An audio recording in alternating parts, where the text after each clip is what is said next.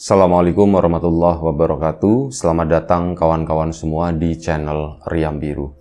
Terima kasih banyak untuk kawan-kawan yang sudah berkenan hadir di channel ini. Dan pada kesempatan kali ini ada satu cerita dari Mbak Yati di Purwokerto. Mbak Yati menceritakan tentang satu kejadian horor yang pernah dialaminya sekitar tahun 2000-an. Jadi di tahun 2000-an tersebut, Mbak Yati itu bekerja di sebuah pabrik yang lokasinya memang di luar kota, sebelahan sama Purwokerto. Dan ya, dari pihak perusahaan itu menyediakan semacam transportasi, kayak semacam mobil jemputan, begitulah. Dan memang keseharian saat kerja, ya ini yang dijemput itu nggak cuma Mbak Yati doang. Mobil lumayan cukup besar, tidak disebutkan jenisnya apa gitu ya. Ini nanti rame-rame gitu kan. Dan ya mungkin kawan-kawan familiar dengan hal inilah, sudah tahu. Mobil jemputan itu ya naik, ya nggak cuma satu, tapi banyakan gitu. Karyawan yang dari satu daerah tertentu, itu akan dijemput dibawa ke area pabrik tersebut. Dan mobil jemputan itu yang menjemput Mbak Yati itu biasanya memang pagi banget, sekitar jam 5 itu udah datang ke tempatnya Mbak Yati. Karena Mbak Yati sendiri itu rumahnya salah satu yang paling jauh, makanya diambil sama drivernya itu dari paling siang itu jam 5 pagi. Jam 5 itu udah jalan dari rumahnya Mbak Yati. Nah, awal-awal semuanya itu berjalan lancar, bahkan Mbak Yati sendiri itu udah sekitar 2 tahun bekerja di pabrik tersebut. Sampai pada suatu hari ini ada sesuatu yang aneh gitu ya. Entah kenapa pada malam itu Mbak Yati itu susah tidur. Dia tidur sore ya, pulang gitu kan, istirahat sebentar, terus ya ngobrol-ngobrol sama keluarga. Sekitar jam 8 Mbak Yati itu ngantuk berat. Awalnya itu ngantuk banget, bener-bener ngantuk. Kan biasanya tidur sekitar jam 9 ya. Itu entah kenapa badan itu rasanya lemes. Jam 8 itu udah tidur-tiduran di kamar di sana. Dan gak terasa Mbak Yati itu tertidur. Sampai sekitar jam 12 malam Mbak Yati terbangun. Dan setelah terbangun tersebut, dia itu ya pasti ngeliat, oh masih jam 12, aku mau tidur lagi ya. Nah itu setelah tengah malam bangun, dia benar-benar susah tidur loh. Aku nggak bisa tidur lagi begini. Dibilang masih ngantuk, dibilang masih lemes. Tapi kok aku nggak bisa tidur lagi. Tak pikir-pikir, aku ini sebenarnya lagi mikirin apa sih? Pun nggak ada, pikiran itu tenang-tenang aja. Cuman ya kayak gitu merem. Tapi pikiran tenang dalam artian ini menjelajah kemana-mana gitu ya. Pikiran itu kayak jalan sendiri. Akhirnya nggak tidur-tidur sampai jam 1 begitu. Jam setengah 2 Mbak Yati itu sempat ngeliat sebentar. Jam 2 itu udah bangun lagi loh. Aku bangun lagi. Mau tidur lagi. Tapi nggak bisa. Akhirnya apa? Mbak Yati itu, udahlah aku nggak bisa tidur gitu kan. Udahlah aku mendingan duduk. Ngapain kayak gitu, nanti biar capek. Terus nanti aku lumayan masih bisa tidur lagi. Biasanya Mbak Yati sendiri tuh bangun sekitar jam 4 atau jam setengah 5 ya, untuk persiapan dijemput itu. Lah ini udah bangun, udah melakukan sesuatu di kamar doang, tentu saja nggak keluar lah. Nanti kalau misal keluar mengganggu orang yang lagi pada tidur kan ya. Cuman utrak-utrak di kamar, gak bisa tidur-tidur sampai jam 2:30 pagi. Jam 2:30 pagi ada sesuatu yang tidak biasa di sana. Mbak Yati mendengar bunyi klakson, tetet gitu. Klakson dari kendaraan yang biasa menjemput, itu adalah mobil jemputan. Loh kok mobil jemputan itu udah dateng gitu ya? Dilongok masih jam 3. Akhirnya Mbak Yati memastikan kan ini mobil beneran, mobil jemputan dari pabrik atau bukan gitu. Ini kok masih jam 3? Udah ada jemputan aja begini pikirnya. Belum jam 3 waktu itu ya. Kok ada mobil jemputan aja? Akhirnya Mbak Yati keluar kamar, dilongoklah. Dan sebelum kita lebih jauh dalam cerita, mohon izin mau promo bawang gorengnya Wiji terlebih dahulu. Bawang goreng renyah, bawang goreng murni, bawang goreng kualitas premium, tanpa campuran apapun. Tersedia beberapa ukuran, di sini ada 4 ukuran. Monggo kawan-kawan pilih aja yang berminat. Yang kemarin sudah sempat memesan bawang gorengnya Wiji, terima kasih banyak. Untuk kawan-kawan yang belum memesan, ditunggu pesanannya. Untuk kawan-kawan yang sudah mampir, sudah meramaikan di channel Lapak Horor juga terima kasih. Cerita-cerita lama itu udah dinaikkan ke sana, tapi udah nggak pakai Mbah Warmo gitu ya. Tapi benar-benar video lama itu di re-upload lagi di tempat itu. Baik, kita lanjut lagi cerita dari Mbak Yati. Dia ngelongokan memastikan, loh bener itu mobil putihnya pabrik, mobil Buluk gitu kan. Kok jam segini udah jemput ya Mbak Yati? Akhirnya keluar kan. Aku mau ngomong sama sopirnya. Sopirnya cari masalah atau gimana? Dia salah bangun atau gimana? Itu mau memastikan. Mbak Yati buka pintu, keluar rumah ke sana, mendekat ke arah mobil tersebut. Saat mendekat, itu ada pas sopir. Pas sopirnya masih duduk di dalam mobil.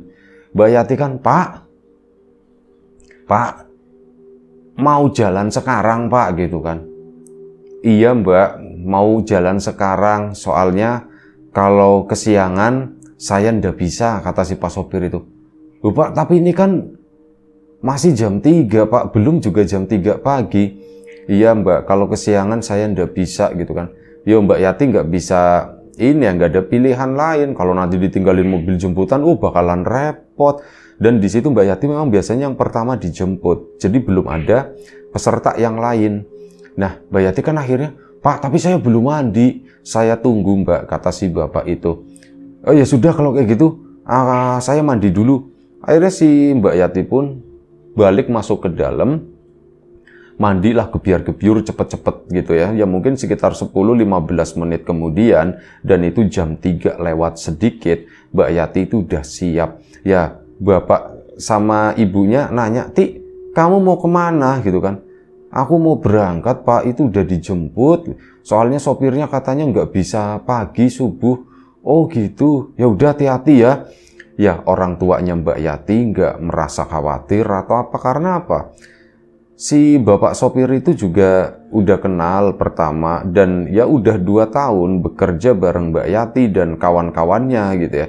Jadi ya menganggapnya alah udah aman-aman aja. Lagian memang yang jemput itu juga mobil dari perusahaan. Mbak Yati keluar, bapak sama ibunya ya sempat nganter sampai pintu. Hati-hati ya gitu. Iya Pak, Bu. Setelah salim sama orang tua, Mbak Yati pun ke sana, naik ke dalam mobil. Saat itu udah mobil pun berjalan. Mbak Yati coba ngajakin ngobrol Pak sopir. Pak, emang Bapak mau acara kemana sih Pak? Gitu kan, nanya begitu. Ya saya ada acara Mbak, saya ndak bisa kalau agak siangan. Bapak itu jawabannya pun dari tadi tuh agak sedikit aneh. Ini orang kok jawabnya kaku atau bagaimana ya? Bahkan apa? Makin kesini, coba diajak ngobrol sama Mbak Yati. Si bapak sopir itu tuh cuman diem aja, lebih sering nggak merespon gitu. Sampai akhirnya Mbak Yati pun berpikir, oh mungkin bapak lagi ada masalah kali. Ya wislah, udah ndak apa-apa. Dan akhirnya apa? Si bapak itu pun menuju ke tempat lain, menuju ke temannya Mbak Yati. Ke sana, oh iya Mbak Yati, aman nih gitu kan. Oh, maksudnya dia tuh nggak dibawa sendirian. Menuju ke tempat temannya, tetet, klakson, masih jam 3 lewat. Ya si temannya tuh nggak keluar. Terus apa? Si bapak itu jalan lagi. Loh Pak, kok nggak ditungguin Pak? Itu nggak keluar Mbak, jadi saya tinggalin. Kalau Mbak Yati kan tadi begitu tak klakson keluar. Oh iya juga ya, tapi nanti gimana itu mereka Pak? Saya juga ndak tahu gitu. Jawabannya itu seperti itu bukan urusan saya. Agak ketus gitu kan. Ini, kok Bapak seperti ya sudahlah biarinlah. Toh memang bener apa yang dilakukan Bapak sopir itu mampir ke titik-titik tadi penjemputan itu. Jalanlah kendaraan tersebut dan Mbak Yati itu aneh. Dia di dalam mobil, dari semalam itu ndak bisa tidur. Nah ini setelah melewati beberapa rumah temannya yang diklaksonin ndak keluar-keluar, Mbak Yati itu jadi ngantuk berat waktu itu. Ngantuk banget gitu, akhirnya dia pun tertidur. Oh iya, ada satu catatan lagi dari Mbak Yati. Jadi begini, mohon maaf. Hal ini berhubungan dengan kenapa Mbak Yati itu nggak terlalu khawatir dibawa sama bapak sopir itu sendirian gitu ya. Kan bisa jadi Pak sopir itu memiliki rencana yang nggak baik. Itu ada kemungkinan seperti itu kata Mbak Yati. Dan Mbak Yati pun sadar dengan hal itu. Ada kemungkinan kayak gitu, makanya apa, Mbak Yati itu duduknya deket pintu. Meskipun pintunya ditutup ya, tapi dia duduk di deket pintu sana. Nah, tapi ada pertimbangan lain yang bikin Mbak Yati itu cukup tenang. Ini pengakuan jujur dari Mbak Yati. Jadi, menurut dia, aku itu orangnya ndak cantik, Mas. Walau wis jauh dari kata cantik gitu ya. Kayak sisaan tanah buat nyiptain aku, kata si Mbak Yati. Ya orang kayak aku mau diapain? Aku pikirnya seperti itu, orang kayak aku mau diapain sama Pak sopir gitu kan. Alah wis, jadi aku nggak terlalu mikirin gitu ya. Kalau Pak sopir mau yang aneh-aneh, ya mungkin nyarinya yang cantik atau bagaimana. Orang aku begini, lebihan begini, ya nggak bakalan lah diapa-apain. Nah itu yang bikin Mbak Yati itu tenang.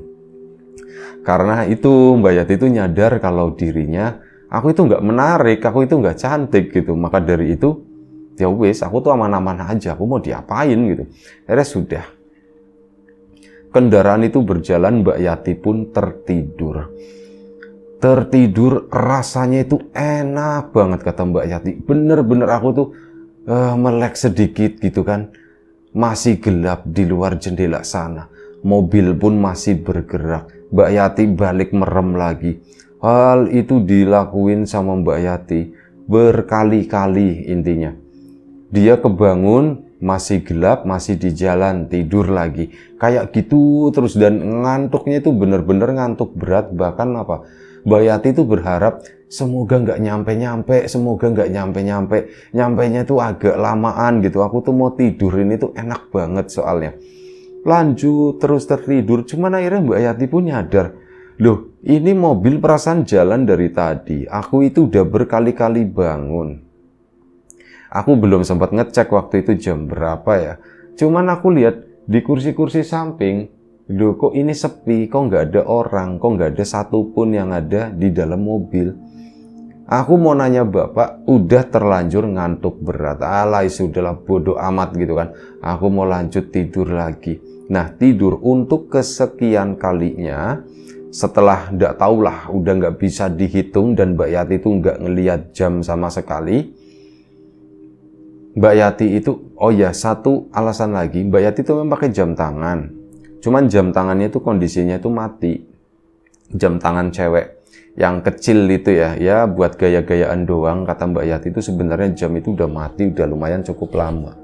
Dan si Mbak Yati sendiri tertidur kan, kebangun tertidur terus. Nah, untuk kesekian kalinya Mbak Yati terbangun begini, itu di samping itu udah ada orang. Oh, udah ada orang, tapi udahlah aku masih ngantuk gitu kan. Seperti itu sampai ya itu tadi Mbak Yati itu coba ini udah sampai mana sih sebenarnya, udah sampai mana.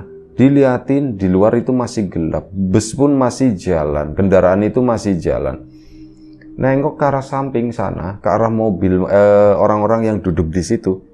Mbak Yati bingung, loh kok ini orang-orang baru atau bagaimana gitu ya. Seragamnya sama kayak Mbak Yati, atasnya putih, bawahnya itu warna-warna gelap. Ini mereka siapa ya? Kok aku nggak ada yang aku kenal, kata si Mbak Yati. Tapi udah, Mbak Yati pun tetap tenang sampai akhirnya berpikir sambil merem gitu. Kali ini nggak tidur karena pikirannya itu udah mulai jalan. Mereka siapa ya? Kok aku nggak ada yang kenal? Dan akhirnya Mbak Yati pun memutuskan untuk melek gitu kan. Udahlah, aku bangun aja. Mobil masih melaju di jalanan yang nggak tahu Mbak Yati itu nggak terlalu kenal. Merhatiin, oh rumah ini tahu, enggak. Itu tuh udah kayak jalanan, bukan di jalanan kampung lagi, melainkan di jalanan antar kotanya di situ. Masih gelap di luar. Mbak Yati nengok ke kanan, aku kok nggak kenal ya. Coba nengok ke belakang agak ke sana. Ternyata kursi itu penuh. Bahkan yang di depan-depannya Mbak Yati itu sebelah kiri dekat pintu. Nah, ini yang di depan-depannya pun sama. Ya Anda tahu nggak kelihatan muka ya, cuman kepala-kepala doang. Mereka pada terdiam semua. Nggak ada satupun yang bersuara. Sampai akhirnya Mbak Yati pun ngelongok, nengokin ke arah belakang. Saat nengok ke arah belakang, semua orang itu posisinya lagi terduduk begini dan merem, kayaknya lagi pada tidur. Cuman nggak ada satupun yang dia kenal. Mereka siapa ya? Ditengok lagi, mumpung lagi pada merem kan. Ditengok lagi, mukanya kok agak aneh ya. Di kegelapan seperti itu, mukanya tuh kayak pada pucat, kata si Mbak. Kok mukanya pucat-pucat? Diliatin yang di samping itu kan, itu cuman merem begini, diem aja, cuman goyang-goyang karena kendaraan itu jalan. Mukanya itu pucat semua, kata Mbak Yati. Nah di situ mereka itu siapa ya? Jangan-jangan setan lagi, pikir dia. Tapi dulu masa pagi-pagi menjelang pagi setan. Udah aku tidur lagi lah. Aku tidur lagi. Mbak Yati pun akhirnya tertidur lagi. Tidur benar-benar tertidur waktu itu. Terus kebangun gitu, ada goyangan. Mbak Yati kebangun, nengok ke arah luar, masih gelap. Kesana nengok ke arah samping, orang-orang itu udah ndak ada. Mbak Yati kan, loh kok orang ndak ada? Pak, ngomong sama Pak sopir, Pak, ini orang-orang pada kemana Pak? Kita udah nyampe belum sih Pak? Belum Mbak, masih lama, kata si bapak itu bilangnya begitu. Oh masih lama Pak, ini orang-orang ini tadi orang-orang siapa Mbak? Tadi ada Pak, banyak yang duduk di sini. Saya nggak melihat. Bapaknya itu jawabnya cuman begitu. Nggak melihat, apa aku mimpi kali ya?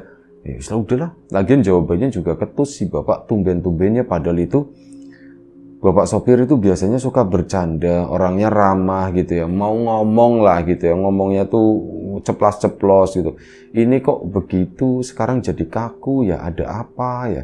Mbak Yati pun akhirnya balik merem lagi.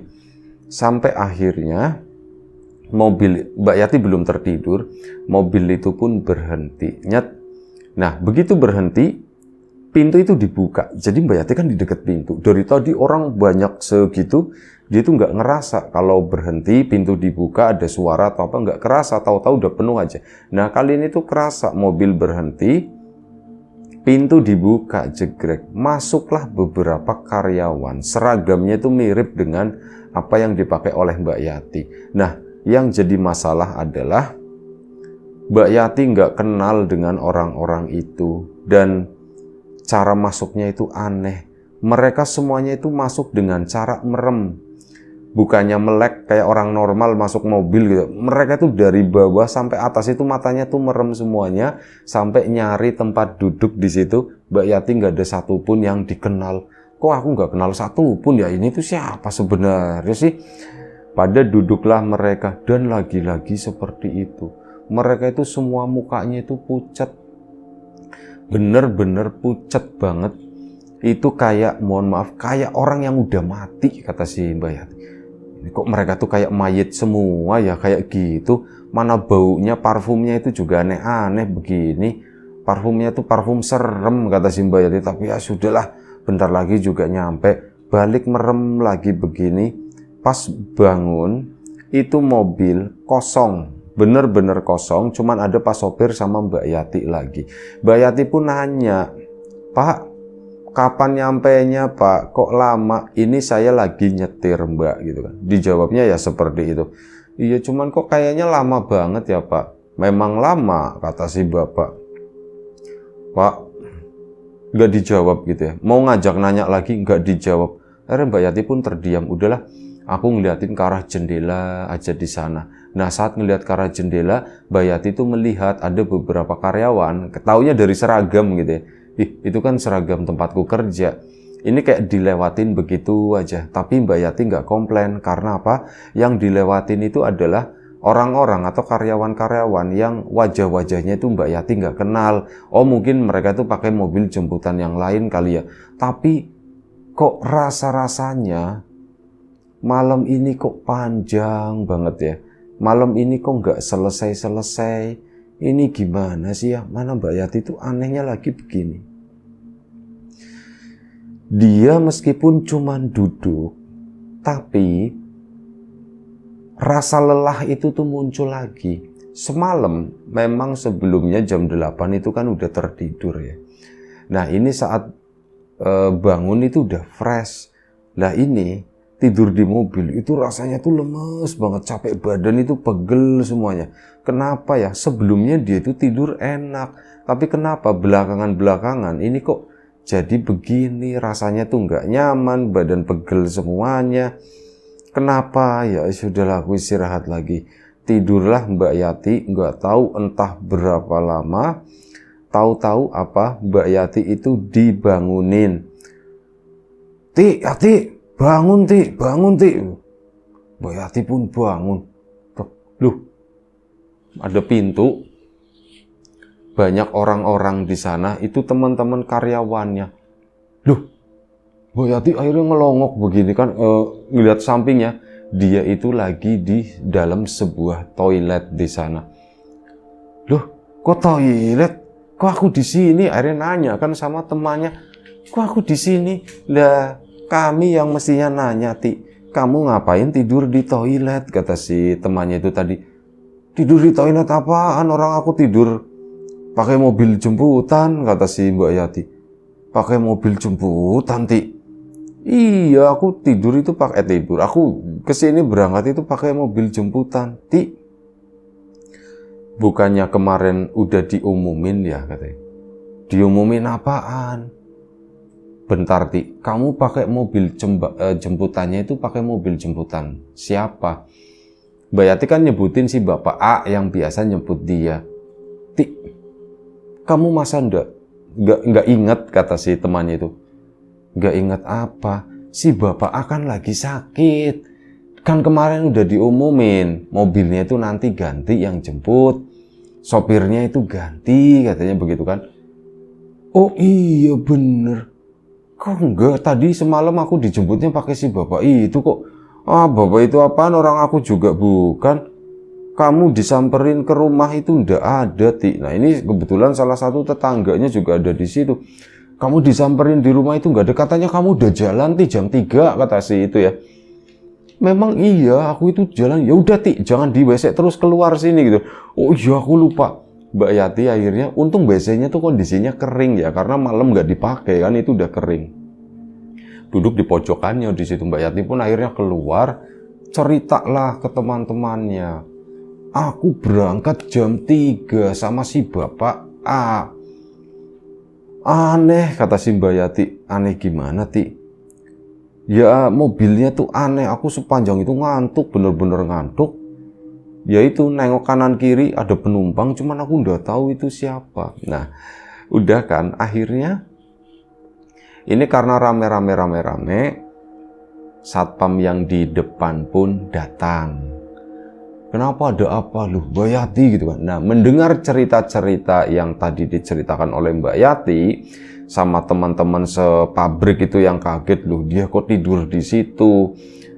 Dijemput jam 3, dianya udah berangkat, kata orang tuanya dari jam 3, dijemput pagi itu normal ya, selepas subuh jam 5-an. Ini katanya udah jalan sekitar jam 3 pagi. Yo kan bingung juga lu jalan. Iya pakai mobil jemputan, kata orang tuanya juga begitu, kata pakainya mobil jemputan. Nah, dari situ ada satu informasi lagi datang dari Pak Satpam. Mbak Yati itu memang datang pagi, bahkan datangnya itu termasuk yang pertama lah. Itu sekitar jam 5:30 pagi datang. Cuman datangnya tuh aneh. Mbak Yati itu jalan, kan biasanya mobil jemputan itu langsung masuk ya. Ini Mbak Yati itu jalan kaki begini, sambil matanya itu merem. Loh, Mbak, sampean udah sampai sini, Mbak? Itu ditanya, diem aja, kata si Pak Satpam. Terus ya udah mata juga merem. Oh, aku mikirnya mungkin masih ngantuk kali ya. Sudah tak biarin, tak bukain pintu. Tak persilahkan masuk. Ya giliran masuk udah, masuk ke pabrik sana gitu. Mungkin mau ngapain dulu, mau tidur dulu atau bagaimana, aku nggak tahu. Ya gitu, Mbak. Sampean itu datang ke sini tuh jalan kaki, katanya. Ah, jalan kaki. Berarti aku jangan-jangan jalan kaki dari rumah dong, katanya. Yo, ndak tahu Mbak, bisa jadi seperti itu. Pokoknya sampean itu datang ke sini jalan kaki pagi-pagi, matanya itu merem. Tak tanya-tanya, diem aja. Ini orang masih tidur apa udah bangun sih ya? Aku ya mikirnya seperti itu. Lagian mobil jemputan kan, ini kan biasanya sih Mbak ini kan ikut mobil jemputan. Ini kok tumben-tumbennya nggak ikut, kata si Pas Satpam ya. Nah, dari situ ya orang-orang yang ada di situ tuh kayak menyimpulkan kalau Mbak Yati malam itu jam 3 pagi dijemput sama mobil, itu adalah mobil setan katanya gitu. Dan sebenarnya Mbak Yati itu dari tempatnya, dari rumah menuju ke pabrik tersebut itu tidak memakai mobil, melainkan dia itu jalan kaki dari jam 3 pagi kurang lebih sekitar 2,5 jam. Ya Mbak Yati bingung kan, masa sih seperti itu? Iya katanya. Dan ya cerita itu nyebar ya di lingkungan pabrik. Dan Mbak Yati pun mempercayainya. Akhirnya apa? Pulang kan hari itu, pulang ke rumah. Pengen ngobrol sama bapak sama ibunya. Soalnya gak ada saksi lain kecuali kedua orang tuanya yang pagi itu bangun. Ke situ, Pak, Bu, diantar, pulangnya itu diantar ya, pakai mobil juga. Pak, Bu, ya Ti, kenapa Ti? Kamu itu loh tadi pagi katanya. Ah, tadi pagi kenapa Pak? Itu dijemput sama mobil. Kamunya ndak ada, tak cariin di kamar. Nah dari situ, Bapak sama Ibu gimana sih katanya? Gimana apanya? Kan semalam jam 3, Bapak sama Ibu juga bangun, nganterin aku. Ngelihat mobilnya atau apa? Ngelihat mobil. Kamu yang bener, Ti, kata bapak ibunya. Ya yang bener gimana, Pak, Bu? Loh, Bapak kan tadi pagi aku bangun jam 3 itu. Bapak sama Ibu ikut bangun, nganterin aku sampai depan pintu situ. Aku berangkat, aku sempet salim juga sama Bapak sama Ibu. Masa nggak lihat, masa lupa? Ti, sumpah Ibu nggak ngelihat, orang Ibu aja bingung subuh-subuh bangun. Yati kemana Pak? Nggak tahu, tak cek gitu kan, sepatunya udah nggak ada, tasnya nggak ada. Jangan-jangan udah berangkat kerja Pak. Masa berangkat kerja jam segini? Kami sempat bingung Ti. Nggak lama mobil jemputan datang. Terus ya udah, apa namanya? Si mobil jemputan datang. Ya bapak sama ibu ndak ngerti waktu itu.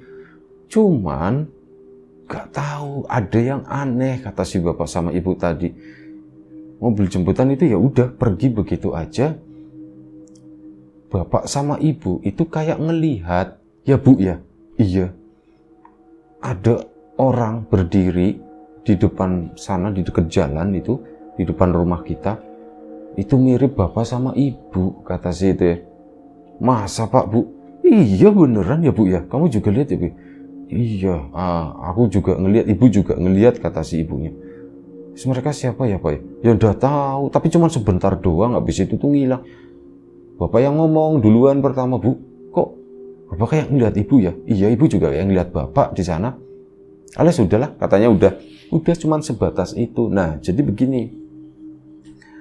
Dua sosok yang ada di dekat sana kemungkinan adalah orang yang ngomong kalau Mbak Yati itu berangkat dari jam 3 pagi, yang informasikan ke sopir yang itu ya. Mungkin seperti itu. Sementara bapak sama ibunya sebenarnya bingung, Yati itu udah berangkat atau belum gitu. Itu sebenarnya kayak gitu. Wis pokoknya cerita ini tuh bikin Mbak Yati tuh mumet. Aku tuh nggak ngerti waktu itu, malah bisa jadi aku memang jalan dari sini ke sana. Tapi ya begitulah intinya. Mbak Yati itu juga bingung jalan dari sana ke sana atau aku beneran naik mobil, cuman mobil setan. Dan si Bapak A itu memang kebetulan kondisinya lagi sakit, digantikan sama si Bapak B yang nggak terlalu kenal sama Mbak Yati. Saat sampai pabrik, Pak Satpam ngelihat Mbak Yati. Saat pagi sampai rumah, ternyata bapak sama ibunya itu nggak nganterin sampai depan. Terus siapa gitu kan? Berarti artinya pagi itu bapak sama ibu itu masih tertidur. Lah aku nggak ngerti, kata si Mbak Yati. Semoga nggak terjadi apa-apa lagi. Penyebabnya apa juga aku bingung, kok bisa aku mengalami hal semacam ini. Akhirnya sudah seiring dengan berjalannya waktu, cerita itu kan nyebar ke teman-teman karyawannya, termasuk ya lumayan santer. Ini untuk orang yang pakai jemputan-jemputan seperti itu. Nah dari situ, pokoknya kalau ada yang jemput jam 3 pagi, kita jangan berangkat, bodo amat lah, nggak dijemput juga nggak apa-apa. Akhirnya terjadi omongan-omongan semacam itu. Dan Mbak Yati juga, iya aku juga nggak mau berangkat lagi jam 3 pagi atau apa.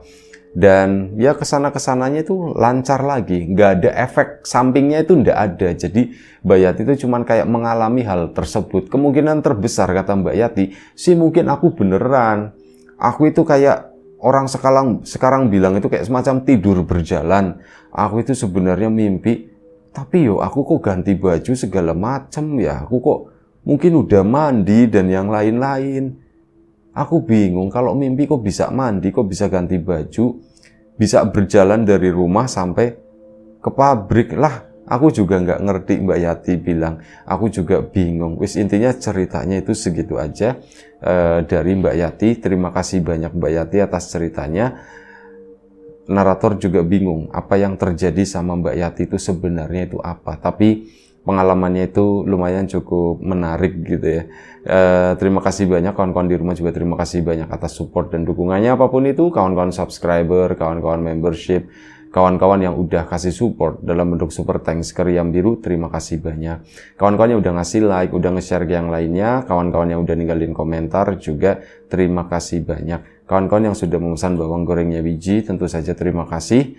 Kawan-kawan yang belum memesan, ditunggu pesanannya. Yang udah mampir di channel Lapak Horor juga terima kasih banyak. Doa terbaik dari kami untuk kawan-kawan semua, semoga selalu diberi kemudahan dalam hal apapun, termasuk kemudahan dalam hal rizki. Yang sakit segera diberi kesembuhan, yang sehat tetap dijaga kesehatannya. Baik, sampai jumpa di episode selanjutnya Riam Biru. Jaga kesehatan kawan-kawan tentunya. Sekali lagi terima kasih banyak. Assalamualaikum warahmatullahi wabarakatuh.